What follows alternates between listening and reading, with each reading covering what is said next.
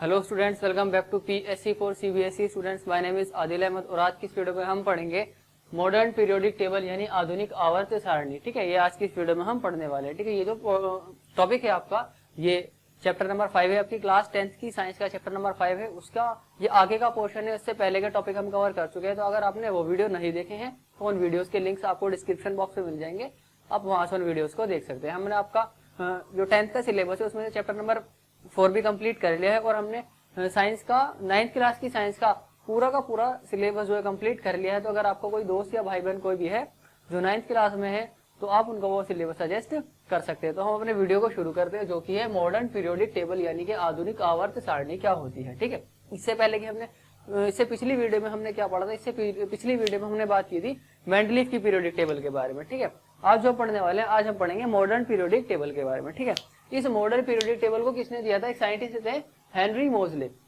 कौन थे? हेनरी मोजले। इन्होंने जो है 1913 में, कब? 1913 में पीरियोडिक टेबल को दिया था। ठीक है, और इन्होंने जो एलिमेंट्स को अरेंज किया था, अपनी पीरियोडिक टेबल में, इन्होंने एलिमेंट को उनके एटॉमिक नंबर के बेसिस पर अरेंज किया था। ठीक है, हमने इससे पहले की वीडियोस में देखा है कि जिस भी साइंटिस्ट ने एलिमेंट्स को अरेंज करने की कोशिश की, उन्होंने क्या किया? उन्होंने एलिमेंट्स के एटॉमिक मास के ऑर्डर में, एटॉमिक मास के हिसाब से उनको इंक्रीजिंग ऑर्डर में अरेंज किया है। लेकिन हेनरी मोजले ने क्या किया था? हेनरी मोजले ने जो एलिमेंट्स थे उनके एटॉमिक नंबर के हिसाब से उनको जो है अरेंज किया था। ठीक है, in 1913 Henry Moseley showed that atomic number of an element is more fundamental property than its atomic mass. क्या कह रहे हैं कि 1913 में हेनरी मोजले ने बताया कि जो एलिमेंट होता है उसका एटॉमिक नंबर जो है ना, वो ज्यादा फंडामेंटल प्रॉपर्टी है as compare to its atomic mass. यानी कि जो एटॉमिक नंबर होता है एलिमेंट का, उससे हमको ज्यादा जानकारी मिल सकती है एज कम्पेयर टू उसके एटॉमिक मास से। यानी कि एटॉमिक मास से हमको इतनी जानकारी, इतनी बातें नहीं पता लग सकती किसी एलिमेंट के बारे में, जितनी हम उसके एटॉमिक नंबर से पता कर सकते हैं। तो जो एटॉमिक नंबर है वो क्या है? वो ज्यादा फंडामेंटल प्रॉपर्टी है। ठीक है, क्या है? एलिमेंट का जो एटॉमिक नंबर है वो ज्यादा फंडामेंटल प्रॉपर्टी है एटॉमिक मास से। ठीक है, तो 1913 में हेनरी मोजले ने बताया कि तत्व के परमाणु द्रव्यमान की तुलना में उसकी परमाणु संख्या अधिक आधारभूत गुणधर्म है। यानी कि ज्यादा से ज्यादा किसी भी एलिमेंट के बारे में हम किस चीज से पता लगा सकते हैं? उसके परमाणु संख्या से। ठीक है, ना कि उसके परमाणु द्रव्यमान से। ठीक, फिर उसके बाद आता है मॉडर्न पीरियोडिक लॉ। ये आपसे पेपर में पूछा जाता है, कई बार पूछा भी गया है, 1-2 नंबर में आपसे पूछ लिया जाता है। तो ये डेफिनेशन लिखी हुई है यहाँ से यहाँ तक, ये आपको एकदम एग्जैक्ट याद होनी चाहिए। इंग्लिश वाले बच्चे इंग्लिश में याद कर लेंगे और हिंदी वाले बच्चे हिंदी में याद कर लेंगे। ठीक है, जैसे कि लिखा हुआ है, this law states that properties of elements are periodic function of their atomic numbers. इससे पिछली वीडियो में हमने पढ़ा था कि properties of elements are periodic function of their atomic masses, लेकिन यहाँ पर लिखा हुआ एटॉमिक नंबर। क्यों? क्योंकि ये जो हेनरी मोजले थे, इन्होंने जो एलिमेंट्स को अरेंज किया था, एटॉमिक नंबर के बेसिस पर। तो इन्होंने कहा कि जो एलिमेंट्स की जो प्रॉपर्टी है वो किस चीज से पता लगाई जा सकती है? उनके एटॉमिक नंबर से। तो this law states that properties of elements are periodic function of their atomic number. ठीक है, तो ये आपको डेफिनेशन पूरी तरीके से याद होनी चाहिए। फिर उसके बाद आगे लिखा हुआ, हिंदी में लिखा हुआ है, इस नियम के अनुसार तत्वों के गुणधर्म उनकी परमाणु संख्या के आवर्त फलन होते हैं। ठीक है, हमने देखा कि एटॉमिक नंबर पर उन्होंने जो है एलिमेंट्स को अरेंज किया था। जो हेनरी मोजले थे, उन्होंने एलिमेंट्स को किस बेसिस पर अरेंज किया था? इंक्रीजिंग एटॉमिक नंबर के बेसिस पर अरेंज किया था। तो एटॉमिक नंबर होता क्या है?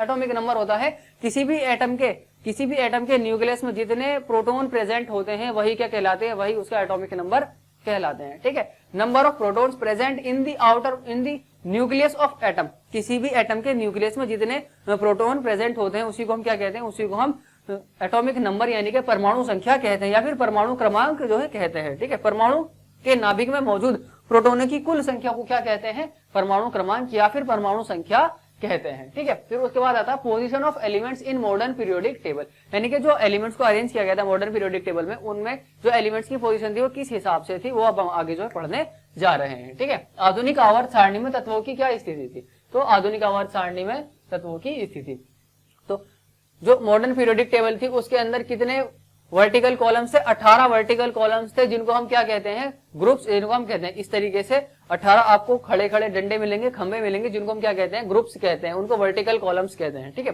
तो 18 तो मॉडर्न पीरियोडिक टेबल के अंदर ग्रुप्स थे और 7 क्या थे? पीरियड थे, जिनको हम हॉरिजॉन्टल रोज बोलते हैं। इस तरीके से लेटी हुई लाइनें मिलेंगी, वो क्या होंगी? वो हमारी पीरियड्स है, जिनको हम क्या बोलते हैं? हॉरिजॉन्टल रोज, उनको हम बोलते हैं। तो modern periodic table has 18 vertical columns, जिनको हम ग्रुप कहते हैं, एंड 7 हॉरिजॉन्टल रोज जिनको हम पीरियड कहते हैं। तो जो आधुनिक आवर्त सारणी है जो हम पढ़ते हैं अपने अब के टाइम में, उसमें जो 18 है, 18 तो समूह है और 7 क्या है आवर्त है। और समूहों का क्या कहते हैं, ऊर्ध्व स्तंभ कहते हैं, और जो आवर्त है उनको हम क्षैतिज पंक्तियां कहते हैं। ठीक है, आधुनिक आवर्त सारणी में 18 ऊर्ध्व स्तंभ यानी कि समूह है और 7 क्षैतिज पंक्तियां यानी कि आवर्त है।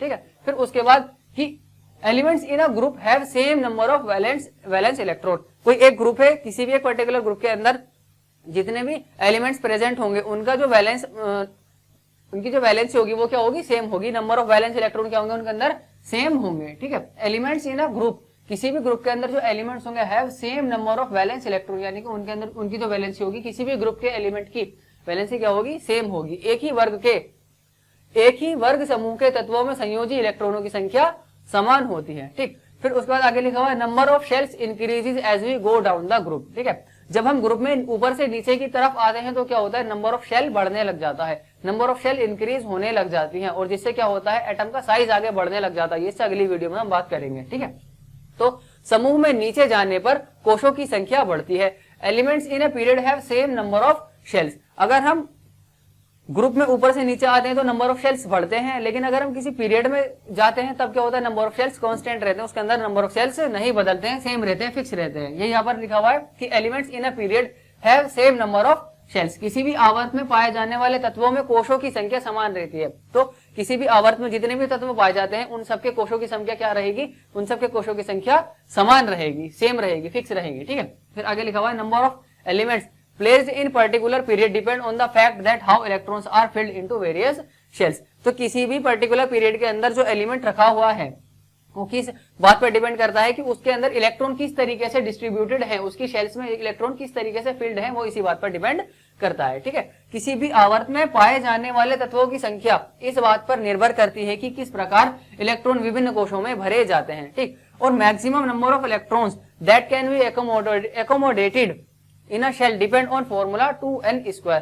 तो किसी भी ज्यादा से ज्यादा किसी भी शेल के अंदर कितने हम इलेक्ट्रॉन्स फिल कर सकते हैं वो हम इस फॉर्मूले से पता लगा सकते हैं, जो कि 2n²। ठीक है, जहां पर जो n है, n का मतलब है नंबर ऑफ शेल्स, यानी कि कौन सी शेल है, वहां पर उसको नंबर लिख देंगे और उससे हमें पता चल जाएगा कि किस शेल के अंदर कितने इलेक्ट्रॉन्स फिल कर सकते हैं। ठीक है, किसी भी कोश में इलेक्ट्रॉनों की संख्या को फार्मूले 2n² द्वारा दर्शाया जाता है, यानी कि किसी भी कोश के अंदर, किसी भी शेल के अंदर हम कितने इलेक्ट्रॉन फिल कर सकते हैं, ये बात हम किससे पता लगाएंगे, फॉर्मूला 2n² से। ठीक है, कैसे पता लगाएंगे, जिसमें जो 2 है ये फिक्स रहेगा और जो n है, n होता है नंबर ऑफ शेल्स। n क्या होता है, n होता है नंबर ऑफ शेल्स, यानी कोशों की संख्या। जैसे कि k शेल है, k शेल पहली शेल होती है, पहला कोश होता है, तो n की जगह 1 रख देंगे और इसको सॉल्व करेंगे तो क्या हो जाएगा, 2 की मल्टीप्लाई 1 से होगी और 1 का स्क्वायर क्या होता है, 1 ही होता है, तो 2 की मल्टीप्लाई 1 से होगी तो क्या आ जाएगा, 2 1 2, यानी 2 एकम 2 आ जाएगा। तो k शेल में कितने इलेक्ट्रॉन्स आएंगे, 2 इलेक्ट्रॉन्स आएंगे।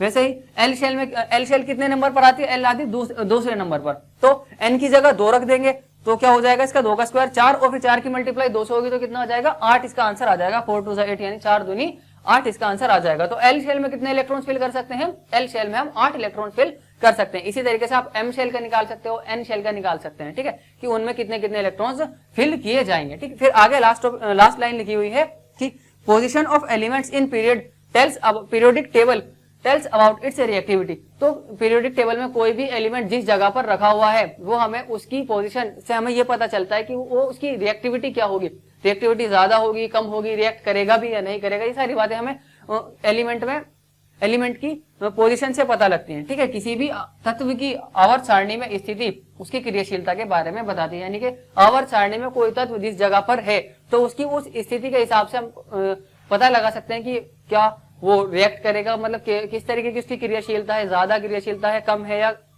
रिएक्ट करेगा भी या नहीं। तो ये सारी बातें हम किससे पता लगा सकते हैं, उसकी पोजीशन से हम पता लगा सकते हैं। तो स्टूडेंट्स, आज की वीडियो में सिर्फ इतना ही रखते हैं, मिलेंगे आपसे नई वीडियो में, तब तक के लिए पढ़ते रहिए। और अगर आप चैनल पर नए हैं तो चैनल को सब्सक्राइब कीजिए, वीडियो को लाइक कीजिए, कमेंट करके बताइए कि आपको वीडियो कैसा लगा और वीडियो को अपने दोस्तों के साथ जरूर शेयर कीजिए।